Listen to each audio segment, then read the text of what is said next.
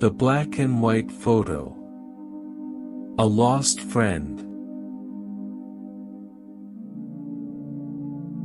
There's an old black and white photograph tucked inside my second drawer, not framed, just resting between the pages of a brittle ledger no one's balanced in decades. The edges of the photo are soft, curled, as if they've grown tired of staying sharp all these years.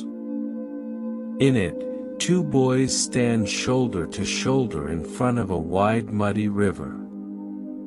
One is me, the other is Thomas. Most people who see the photo wouldn't know which one is me. Our hair was the same, wild and stubborn, our knees equally scabbed from climbing trees and jumping off rocks into the slow brown water. He's the one with his arm flung around my shoulders, grinning like he just heard the best joke in the world. I'm the one squinting against the sun, half smiling, half trying to look tough. We must have been 12, maybe 13. Old enough to think the world belonged to us, young enough to believe we'd never need to leave that riverbank behind. Thomas was my first real friend. Not the kind you played marbles with during recess and forgot by summer, no, Thomas was the kind of friend who knew how your house smelled in the rain, who sat on your front step waiting for you even when you were late, who'd split the last orange he stole from his father's orchard just because you looked hungry. We met the summer my father lost his job at the sawmill. I'd come home early from school and found my mother sitting on the back porch, her apron still covered in flour, eyes staring somewhere too far for me to follow. I didn't know what to say, so I left the house and walked down to the river. That's where I found Thomas, knee-deep in the water, searching for frogs with a glass jar. He looked up at me and said, "Want to help?" like we'd always been friends. We spent that whole summer by the river.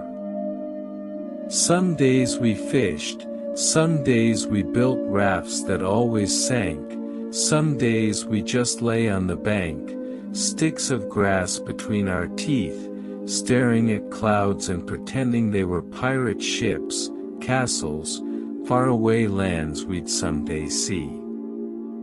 He had a way of making small things feel big, like every stone we skipped was a secret we'd keep forever. When school started again, we sat side by side in the back row. He'd pass me folded scraps of paper with stick figure cartoons and bold claims that he'd marry Nancy Green by 16. I'd laugh, toss spitballs at his neck when the teacher turned her back. We got detention more than once, and afterward, we'd run straight to the river again, where the muddy water swallowed our punishment whole. One winter, his father got work in another town. He didn't tell me right away. Maybe he didn't know how. We sat on the dock the night before they left, our breath misting in the cold air, our feet swinging over the frozen bank. He pressed the photo into my hand, the one we'd taken that summer at the river.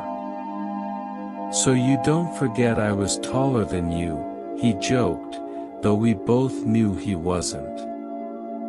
I wanted to say something important, something to stop him from going. But I was 12, and 12-year-olds don't always have words for things that feel too big. He left at dawn. I stood on the road and watched the back of his father's old truck disappear down the long dirt lane. I remember my mother calling me inside, the smell of breakfast drifting out the door, but I didn't move until the sun was high enough to chase my shadow away. We wrote letters, at first. Sloppy, misspelled, stuffed with doodles and stories about the things we'd do when he came back. But people grow fast, faster than we ever expect. By 15, his letters slowed. By 17, they stopped.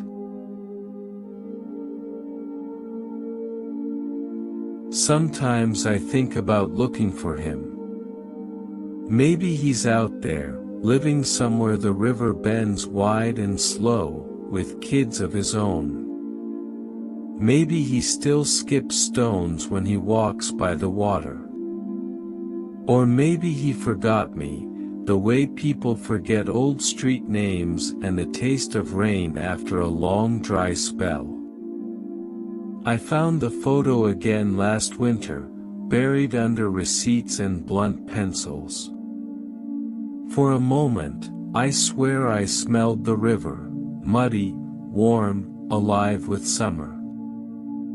I sat there on my old workbench, turning the photo over in my hands like it might answer the questions I was too young to ask back then.